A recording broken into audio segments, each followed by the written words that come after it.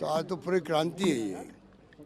आज good governance के लिए जरूरी है, हर शिक्षा में, स्वास्थ्य में, हर विभाग के अंदर इसकी ज़रूरत है।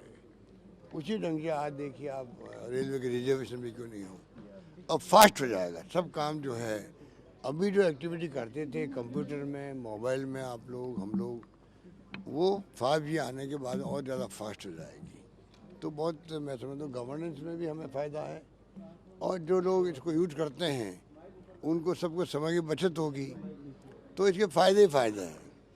तो मुझे कहते हुए खुशी है कि आज रिलायंस जियो ने जो प्रारंभ किया 5G को, उसके लिए मैं उनको धन्यवाद देता हूँ और बधाई देता हूँ। हमारे प्रदेश के अंदर ये शुरुआत हुई। सर, प्राइवेट कंपनीज 5G तक पहुंच चुकी है, जबकि BSNL की यदि हम बात करें, जो सार्वजनिक क्षेत्र की कंपनियां 4G तक ही नहीं पहुंच पा रही है, उसके लिए क्या कहना चाहिए? वो तो भारत सरकार से कभी मिलो आप, प्रधानमंत्री से मिलना हो कभी, उनको पूछिएगा कभी। सर कल आपने एक बड़ी आप भी बात पहुंचा सकते मेरा मानना है, अगर आप मुझे कहें कि सरकारी कंपनियों को भी पीछे नहीं रहना चाहिए, उनको भी, क्योंकि प्रतिस्पर्धा होती रहनी चाहिए, उससे और ज़्यादा क्वालिटी सुधरेगी, तो BSNL को भी आगे आना चाहिए, मेरा मानना है। एससीबी वाला फैसला वापस हुआ है, एससीबी वाला फैसला वापस हुआ है, उन्होंने जो किरकिरी कराई क्या कहेंगे सर? देखिए बात सुनो, कोई किरकिरी की बात नहीं। मैंने खुद ने कहा था उदयपुर में या पाली में कहीं कहा था कि इसको दिखवा देते हैं। कोई मुझे बताया गया 3 जजों का कोई फैसला था सुप्रीम कोर्ट का, उसके कारण कोई फैसला हुआ है। मैं तो बाहर गया हुआ था, तो मैंने कहा कि वापस ले लेंगे। मैंने खुद ने कहा था, आपने सुना होगा, मैंने टीवी में कहा था कि मैं जयपुर जा रहा हूँ, देख लेंगे क्या स्थिति है। क्योंकि पिछली गवर्नमेंट ने जो किया था उसमें उन्होंने कानून पास करके, ऑर्डिनेंस ला के ये कोशिश की थी कि मीडिया उसको छाप नहीं पाएगा, दिखा नहीं पाएगा। उसमें इसमें रात दिन का फ़र्क है। ये तो खाली सर्कुलर निकाल दिया इंटरनल उन्होंने। उस वक्त में ये था कि नहीं, आप बंदिश लगा रहे थे कि मीडिया इसका उपयोग नहीं कर सकता, वो एक अलग मामला था। इसलिए लोगों ने अभियान चलवाए, पत्रिका ने मेरे ख्याल से अभियान चलाया था, कई लोगों ने अभियान चलाए थे। इस बार जब मैंने सुना कि ये फैसला किया है DG जो एक्टिंग बने उन्होंने, मैं दिखवा देंगे इसके अंदर। अगर ये कोई अड़चन वाली बात है, मैंने खुद ने कहा मैं विड्रॉ कर लूँगा इसको, मैंने कहा था, तो कल विड्रॉ हो ही गया है। ऐसी और मैंने ये भी कहा कि जो काम HCB ने किया पिछले 4 साल में, हिंदुस्तान में किसी राज्य में नहीं हुआ जो हमने किया है। तो मैंने कहा था कि वो काम उससे और बढ़ के होगा आगे, रुकने वाला नहीं। सर्कुलर से मैंने क्लियर कर दिया था। पर मीडिया को कुछ चाहिए, वरना न्यूज़ कैसे बने उनकी। फिर न्यूज़ कुछ बनाएंगे भाई, ये हुआ ये हुआ, अशोक गहलोत ने कह दिया, उसने कह दिया, चलता रहता, मान्य भी नहीं करते। पर मनसा स्पष्ट है, हमें शिकायत है, विपक्ष से शिकायत है। आप छापे डालो ज़्यादा तो कहते बहुत करप्शन है। इसका मतलब छापे डालो ही नहीं तो करप्शन नहीं है, इसका मतलब नहीं हुआ ना। जो राज्य छापे नहीं डाल रहे हैं वहाँ करप्शन है ही नहीं। तो छापे डालने की पॉलिसी हमारी है, ज़्यादा ट्रैप करने की पॉलिसी है। एप्रिशिएट करने की बजाय उसकी आलोचना करते हैं। FIR मैंने कंपल्सरी कर दी देश के अंदर, राजस्थान राज्य वो है। पहले आधे लोग भागा देते थे थाने से ही, आधे लोग जाते ही नहीं थे शिकायत करने, भाई कुछ सुनवाई नहीं होती हमारी, जब क्राइम कम था।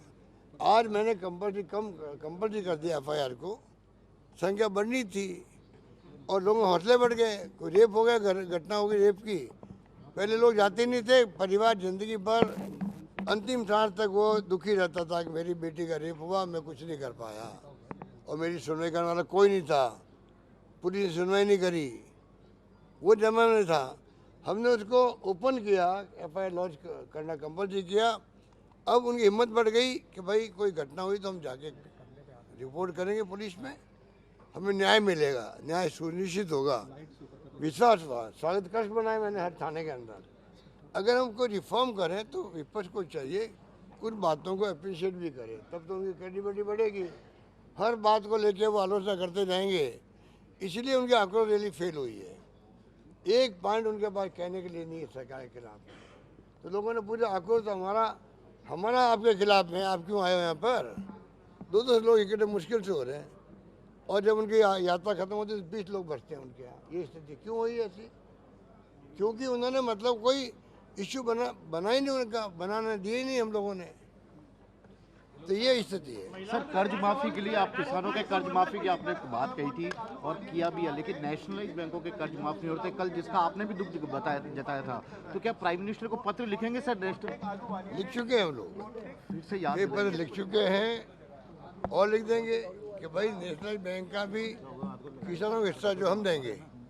हम ये तो कह रहे हैं, जैसे आप उद्योगपतियों के कर्जे या तो एनपीए करते हो या वन टाइम सेटलमेंट करते हो, उसी ढंग का सेटलमेंट कर दीजिएगा, तो जो हिस्सा आएगा किसानों का वो हम देंगे आपको। यही तो हम कह रहे हैं। बाकी ये जो झूठ बोलते हैं हमारे विपक्ष वाले, 22 लाख किसानों के माफ हुए कर दे, वो आपके ऑनलाइन पर है।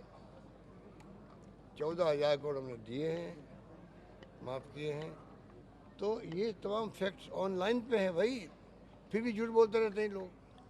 हाँ, केंद्रीय बैंकों का वो कॉपरेट कर नहीं रहे हैं। हम वहाँ भी किसानों का कर्जा माफ जो उनका रहेगा हिस्सा हम देंगे। वन टाइम सेटलमेंट तो वो करे कम से कम। कल महिलाओं के लिए आपकी सरकार का बड़ा सवाल खड़े किए, इससे तो आर्थिक आपातकाल आ जाएगा। अब देखिए, सारे इकोनॉमिस्ट जो है वो अपनी उनकी जो सर इधर देख, प्रॉपर्टी है काम लेते हैं, वो लोग सब लेते हैं। सर इधर हम तो ये मानते हैं कि हमारा मैनेजमेंट जो है, हमारा मैनेजमेंट है, वित्तीय प्रबंधन हमारे विभाग ने किया है। हम लोगों ने बैठ के बातचीत करी है। हमारा मानना है कोई काम ऐसा नहीं है जो कि हो नहीं सकता हो। एक सवाल मेरे दिमाग में आता है जो मैं आप लोगों से शेयर करना चाहता हूँ।